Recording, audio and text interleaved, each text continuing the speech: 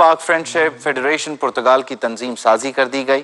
راجہ زہیب ظفر کو چیئرمین اور سید خالد عباس کو صدر منتخب کر لیا گیا۔ مزید تفصیل بتائیں گے قمر فاروق۔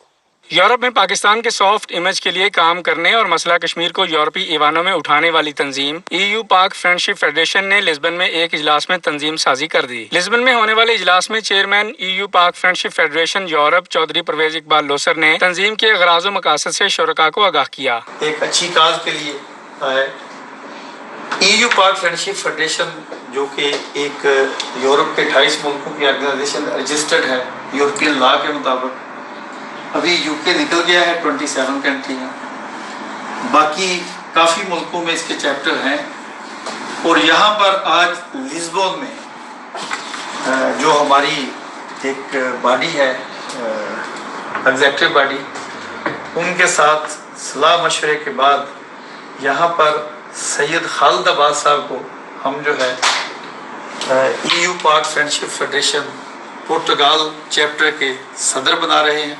اور میں ایک تو شاہ صاحب کا نام یا ریکارڈ بڑا نیک اور اچھے اور پراؤڈ پاکستانیوں میں ہے، اور مجھے آج یہاں پر یہ بات کہتے ہوئے فخر محسوس ہو رہا ہے۔